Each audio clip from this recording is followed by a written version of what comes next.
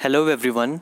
Today in this video we will discuss one case law related to CRPC and the name of the case is D.K. Basu versus State of Bengal.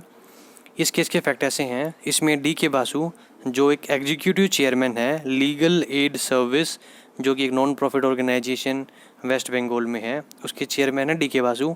ये custodial violence से related एक letter लिखते हैं उस time पे, मतलब 1997 में जो चीफ जस्टिस ऑफ इंडिया उनको एक लेटर लिखते हैं और उसमें एक लेटर में एक चीज़ और ऐड करते हैं कि ये लेटर एक रिट पिटीशन कंसिडर की जाए और सुप्रीम कोर्ट उस लेटर को रिट पिटीशन कंसिडर करती है। बेस्ड ऑन दैट वो एक रिकमेंडेशन जारी करती हैं। तो जो ये रिकमेंडेशन सुप्रीम कोर्ट की, हम इनको देखते हैं एक बार। टोटल 11 रिकमेंडेशंस हैं। तो जो पहली रिकमेंडेशन है कि भाई जब पुलिस ऑफिशियल किसी को अरेस्ट करने आए तो पुलिस ऑफिशियल का जो विजिबल है, जो आइडेंटिफिकेशन है, that must be accurately visibly clearly identified with their name and tag. मतलब जो भी पुलिस वाला उसके पास आया है उसकी क्या डेजिग्नेशन है, जो सब कुछ, जो भी नेम प्लेट वगैरह लगाते हैं, सब कुछ क्लियरली विजिबल हो और जो भी पुलिस ऑफिशियल आया है उसका जो नाम है वो रजिस्टर में रिकॉर्डेड हो।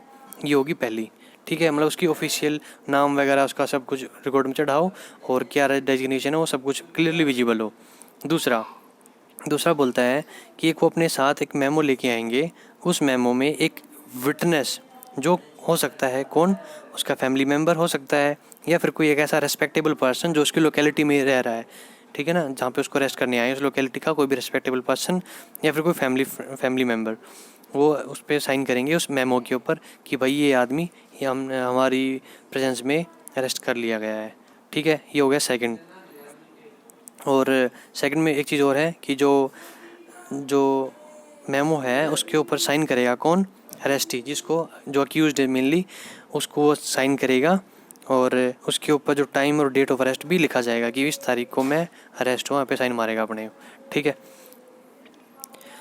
थर्ड बोलता है कि जिसको पुलिस पकड़ के लेगी उस पर्सन को, उसको लॉकअप में डाल दिया, तब वो पर्सन एंटाइटल्ड है किस चीज़ के लिए, बताने के लिए अपने डिटेंशन के बारे में कि भाई मैं डिटेन कर लिया गया हूँ। किसको बताएगा, किसी भी एक अपने फ्रेंड को, वन फ्रेंड और रिलेटिव या फिर किसी other person who is known to him, ठीक है। ऐसे इंसान को जिसको वो जानता है या फिर ऐसा इंसान having interest in his welfare being informed, तो उसको बताएगा कि भाई मैं अरेस्ट हो चुका हूँ, ठीक है। फोर्थ बताता है कि भाई कि कोई इसका ऐसा दोस्त है या फिर कोई रिलेटिव है उस अरेस्टी का जिसको अरेस्ट कर लिया गया है, वो उस डिस्ट्रिक्ट से बाहर रहता है। उस केस में उसको इन्फॉर्म करेगी कौन, पुलिस, कि भाई इस टाइम पे इस जगह से ये बंदा अरेस्ट हो चुका है और इसको अभी हम इस वेन्यू के ऊपर इसको हम डिटेन करके रखा हुआ है। तो ये जो पुलिस है through their legal aid organisation in the district, और जो पुलिस स्टेशन है उस कंसर्न एरिया का, वो टेलीफोन से 8 से 12 घंटे के अंदर बताएगा उस दोस्त को जो किसी दूसरे डिस्ट्रिक्ट में रह रहा है कि भाई तेरा दोस्त इस तारीख को इस जगह से डिटेन कर लिया था और अभी ये इस पुलिस कस्टडी में यहाँ पे है, ठीक है। ये हो गया हमारा फोर्थ पॉइंट। फिफ्थ बोलता है कि भाई जो पर्सन अरेस्ट हुआ है उसको ये बताया जाएगा कि भाई आपके पास ये राइट है कि आप इन्फॉर्म कर सकते हो किसी भी अपने फ्रेंड को, रिलेटिव को ऑफ योर डिटेंशन। ये हो गया हमारा फिफ्थ पॉइंट। सिक्स्थ पॉइंट ये बोलता है कि भाई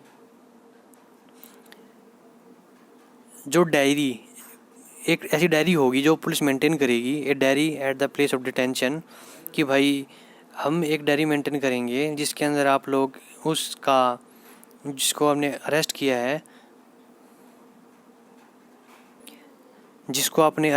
है उस पर्सन को, कि भाई उसका नाम, उसके नेक्स्ट फ्रेंड का नाम और वो सारे नाम जो उसको गिरफ्तार करने आए थे उस डायरी में आप सभी लिखोगे कि भाई हमने इस पर्सन को अरेस्ट किया, इसका ये दोस्त है, इसको हमने इन्फॉर्म कर दिया है, ठीक है, कि भाई ये एक दोस्त है जिसको, ये आदमी था जिसको हमने अरेस्ट किया, इसका ये दोस्त है, इसको इन्फॉर्म कर दिया।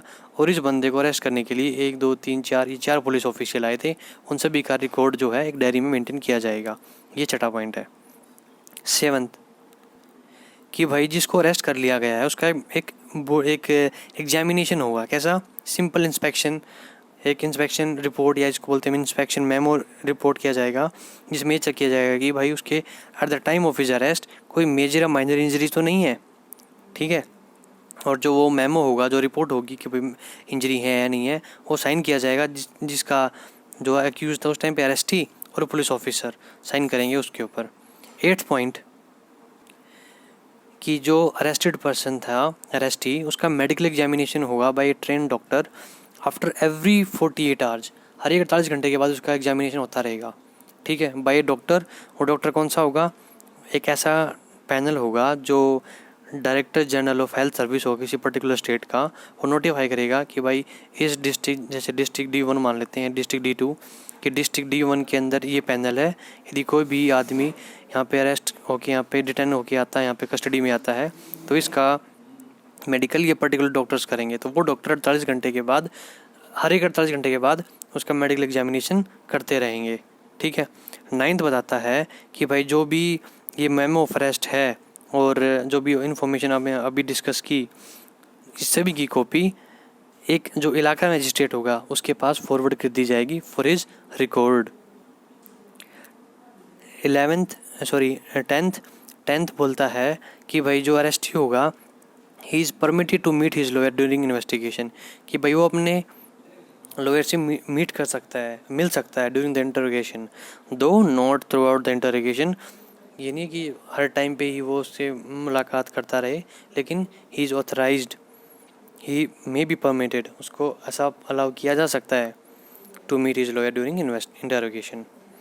Last guidelines of the supreme court वो ये कहती है कि भाई एक डिस्ट्रिक्ट लेवल पे और एक स्टेट लेवल पे जो भी आपका पुलिस कंट्रोल रूम है, एक स्टेट लेवल पे, एक डिस्ट्रिक्ट लेवल पे पुलिस कंट्रोल रूम, तो आप एक बड़ा सा, मतलब एक बोर्ड के ऊपर after 12 hours of the arrest, 12 घंटे के बाद, 12 घंटे के अंदर अंदर, not after, with in 12 hours, वहाँ पे नोटिफाई कराओगे पुलिस कंट्रोल रूम के अंदर कि इस पर्सन को इस एरिया से इस टाइम पे गिरफ्तार कर लिया गया है, ठीक है, उसको डिस्प्ले कराओगे। अब इसी केस में एक चीज़ और उभर के आई थी कि भाई यदि ये सारी जो 11 डायरेक्शन सुप्रीम कोर्ट दे रही है, यदि इनको कंप्लाई नहीं किया गया तो ये कंटेम्प्ट ऑफ कोर्ट माना जाएगा और कंसर्न हाई कोर्ट उनके खिलाफ एक्शन लेगी, डिपार्टमेंटल एक्शन स्टार्ट कर देगी, ठीक है।